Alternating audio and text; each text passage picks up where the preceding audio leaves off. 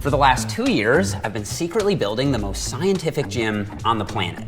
It's really a blank slate, bro. This ceiling light is gonna look so sick. I think it's really unique. I think it gives a industrial, techie type vibe. This is where I'll be training myself, but it's not just for lifting. It's actually a full-blown muscle research facility. So that now, in here, I'll be able to do my own scientific experiments. I'm calling the entire place the Jeff Nippard Muscle Lab. And there are 4 rooms plus a lobby in the middle. There's a dark gym with more of the bodybuilding machines, a light gym with more of the strength stuff. Room 3 is a new podcast room, and then there's my personal favorite room. This is where all the real science will go down.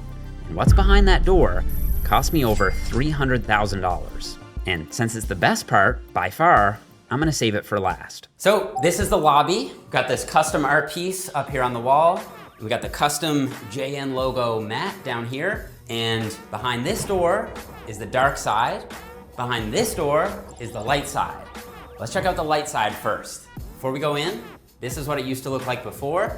This is gym side 1. So this is gonna be more of a light toned gym. So it'll be a little bit brighter, a little more white. And this is what it looks like now.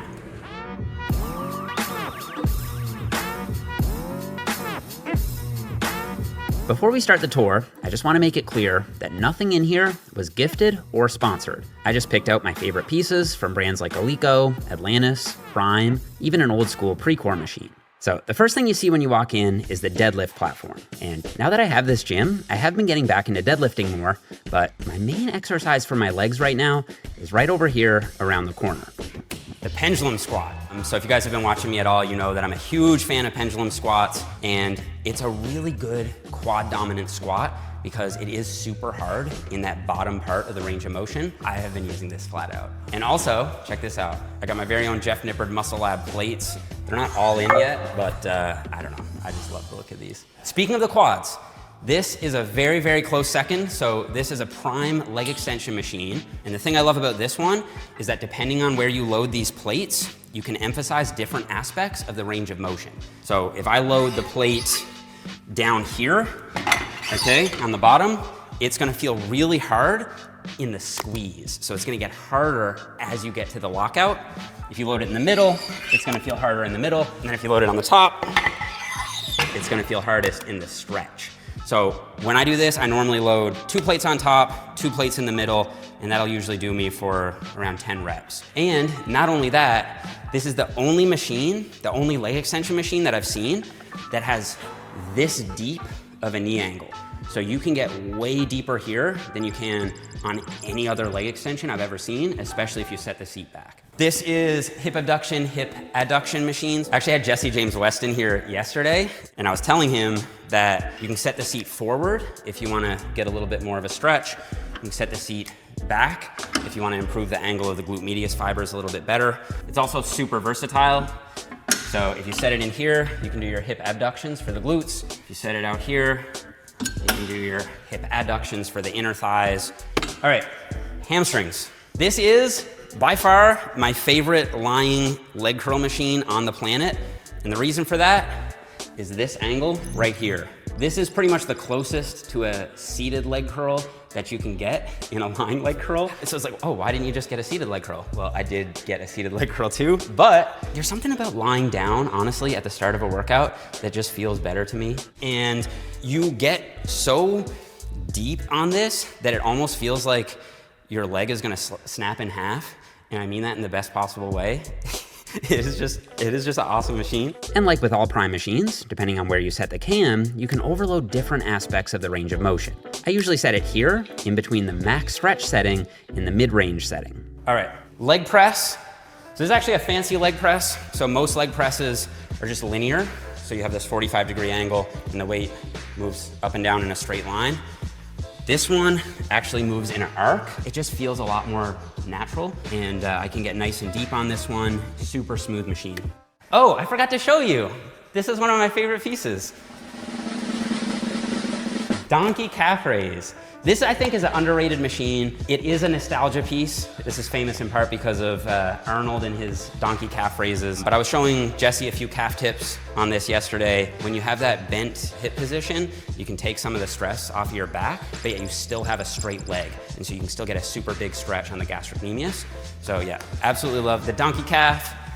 And then just to be safe, to be sure, I do also have a standing calf raise machine. And this one's really nice because this pad is so grippy, and so you can just rotate up and down on the balls of your feet, and you'll be super secure, super stable, and just direct all that tension into your calves. I was actually talking to Larry Wheels earlier, and we're gonna get him in the actual lab, that I'll show you in a minute, and do a full-blown calf training study to see if we can finally get his stubborn calves to grow using science. Speaking of Larry Wheels, we've got a full squat rack over here. As a ex-powerlifter, I've gotta have some free weights. But this is probably my number one glute builder right now. I do like a 1 second squeeze at the top of each rep because the hip thrust is one of those rare exercises where you're not really trying to overload the stretch. You're really just trying to engage your glutes. And so, squeeze at the top of all your hip thrusts. All right, obviously gotta have a Smith machine in here. And with a Smith machine, I'm really just looking for two things.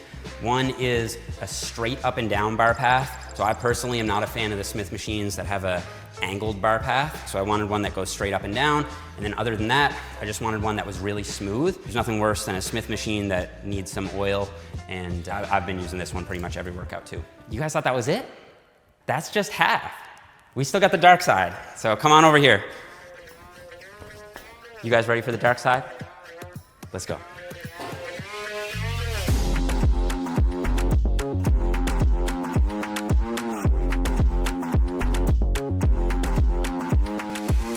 All right, so like I said, this is the more bodybuilding focused side. So we've got a little more dramatic downlighting. I'm gonna show you guys something really sick with the lights in a minute. But first, I'm gonna start with my favorite piece over here. So this, if you don't know, is a seal row. This is one of those like old school movements, but I just think it's so good for smashing the mid back. So if you use this horizontal angle, you can get so much tension in your mid traps and your rhomboids and your rear delts. But then what I love about this machine in particular is you can actually change this angle. So if I wanted to make it more of a lat focused row, I could just bring the bench up and focus on driving my elbows down and slightly back, and that's gonna absolutely light up my lats. Also, check it out. We've got custom dumbbells with Jeff Nippard Muscle Lab on them. I just love these. A very, very close runner-up for back training in this gym would be the prime chest supported row. And so just like with the leg extension, depending on where you load the plates, you can overload different aspects of the range of motion. So if we load the plates on the bottom, you can overload the squeeze, load them in the middle, load that mid part of the range, load them up on top, and you'll get more tension in the stretch. Absolutely love this one. Over here, we've got another T-bar row. I'm still trying to find a home for this one, but I don't know, there's something about like the angle and the size of this, the way that the handles flare out, it just works super well for my body. Right here, so most people think this is a lower back exercise, right? After all, it is called a 45-degree lower back extension, but I actually think this is much better as a glute exercise. And so all you need to do to turn this into a fantastic glute builder is round your back. And that'll force your glutes to handle more of the hip extension.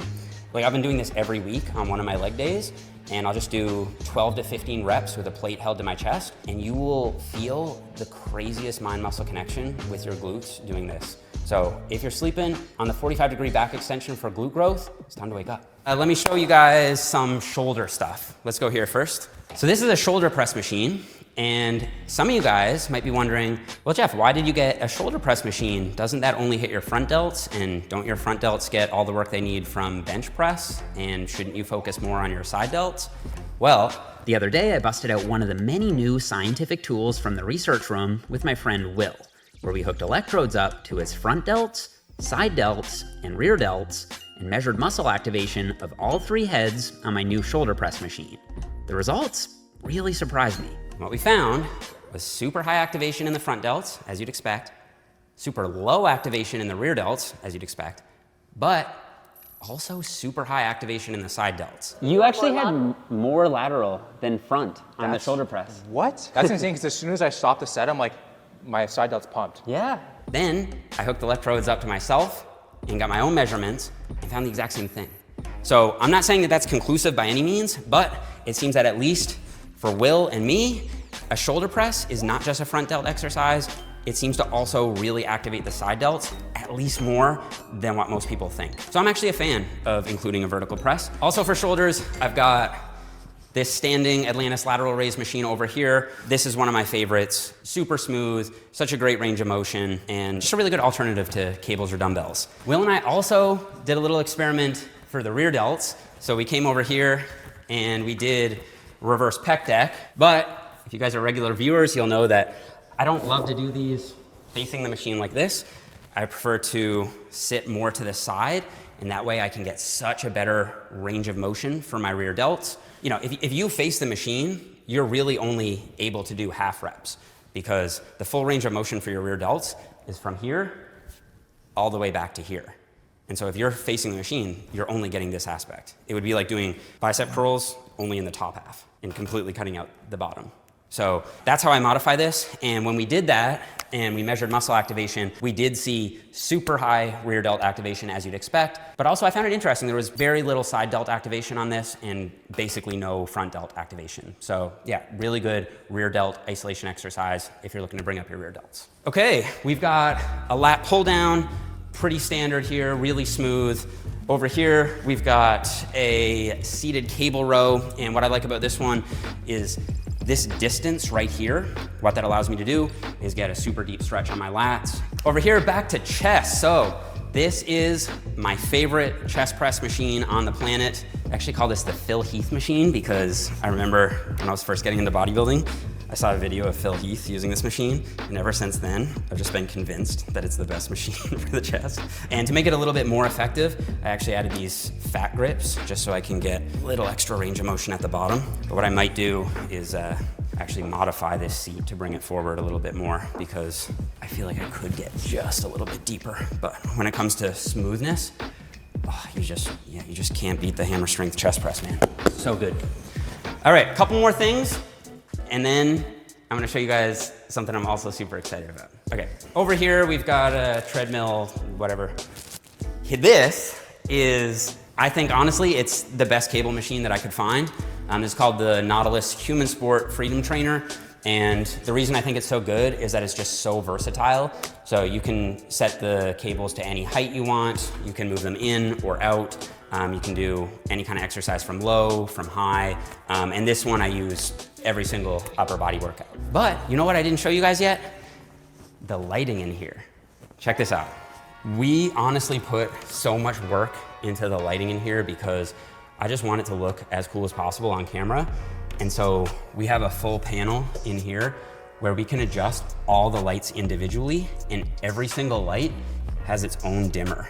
Let's just say we wanted to create a spotlighting effect for just like maximum shadows on the muscle.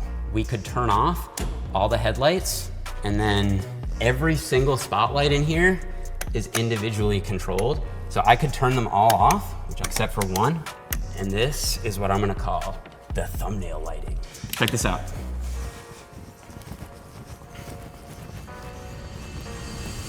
I just got 5% body fat leaner. It's actually insane the difference that lighting can make, but that's not it. I still need to show you guys the real purpose behind this entire project. This is gonna be the lab. Probably like some kind of muscle mannequin right here. And then I think I'm gonna put a sign that says Jeff Nippard Muscle Lab. This room over here is the Jeff Nippard Muscle Lab.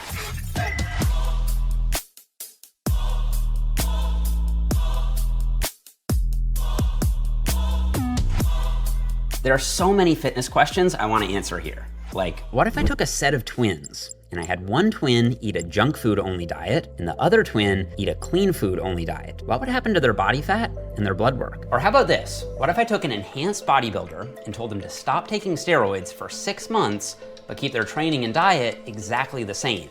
How much muscle would they lose? I'm also excited to test things out on myself. Right now, I'm testing if I can get to single digits body fat and actually maintain it all year without going crazy. And I'm measuring my body fat, muscle, hormone levels, and everything else using the tools in this lab. This is a top-of-the-line DEXA machine for measuring body fat and lean mass. Some DEXAs are less precise, but this one has an error margin of around 0.5%. At my latest check-in for my fat loss experiment, my DEXA scan came back with a body fat percentage of 10.3%. So if I lose anything more than 0.5% body fat from here, this DEXA will be able to accurately pick it up. And DEXA is great for tracking fat loss, but for the muscle building experiments I want to do, it's not quite accurate enough. So I also got this brand new ultrasound machine which can measure muscle thickness directly. I want to do an arm experiment where I train one bicep normally, twice a week, but I train my other bicep every single day for 30 days.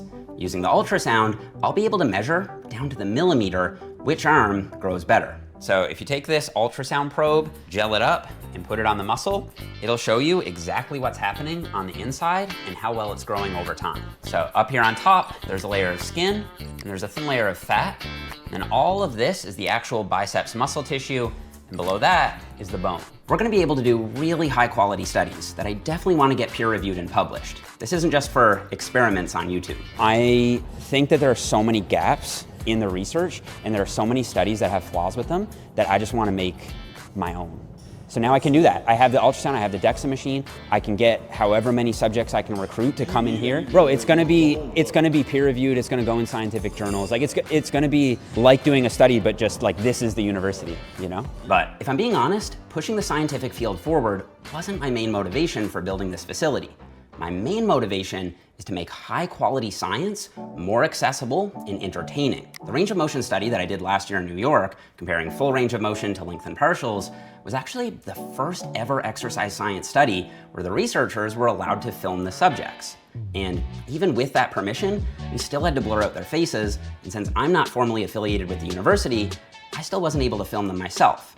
So that was a bit frustrating because I felt like I couldn't showcase exactly what the subjects were doing as well as I wanted to. Here, we're gonna be able to film every single subject in every study that I do, show you exactly what they're doing, show you exactly the gains they make. Like, just imagine how much more that's gonna help people connect with the science when you can actually see the subjects going through the protocol. That's never been done in exercise science, ever. And we're gonna be able to do that here. I also wanna do some really big studies in here with hundreds of subjects, because a legitimate problem with a lot of training studies is that they have really small sample sizes. Like, it's normal for studies to only have 8 or 10 subjects. So if we get a load of people in here, and we just need to grab a quick and dirty snapshot, we can use this BIA machine. Yeah, I'll definitely use the DEXA more, but BIA can measure body comp in about 1 minute, whereas DEXA takes about 20 to 30 minutes. And BIA is still pretty good at tracking changes. And I'm super excited about this EMG machine. I want to run an EMG validation study to see if higher electrical activity is actually predictive of hypertrophy over the long term, because that's not something we really know yet. If it is, this will be really useful for comparing exercises. And at this point, you may be wondering how I'm funding all this. The DEXA machine alone costs $200,000. And it's honestly all possible because of you guys. Nothing in the lab or in the gym is sponsored or gifted. It was 100% funded through the training programs that you guys run on jeffnippard.com and through any of you who use MacroFactor. Which, if you don't know, is my smart nutrition app that uses science-based algorithms to adjust your diet to your specific metabolism, just like a coach would, but for a tiny fraction of the cost. All you need to do is log your weight and track what you eat, and the app will take care of the rest. I've been using it every day on my cut so far, and it's taken me from over 20% body fat down to just over 10% body fat now. And I'll be honest, it's made the entire dieting process super simple. When you track your macros, you can still be flexible and enjoy life without having to compromise your goals. We have over 350,000 users and an amazing online community that can help you out with recipes, answer any questions you might have, and keep you accountable. So go to the App Store or Google Play, download a free trial, and input code JEFF to get 2 weeks for free. It's been so hard trying to keep this a secret for the last 2 years because it's been so much work and also so much excitement. And I almost forgot, the final room is the Jeff Nippard Podcast. So My podcast is officially live. I did my first episode with my brother, Brad. You guys might remember him from the experiment that we did together where we both trained as perfectly as we possibly could for a full year. I'll put a link to that over here next to my head if you guys want to check it out. Don't forget to subscribe to this channel. Leave me a like if you enjoyed the video, and I'll see you guys all here in the next one.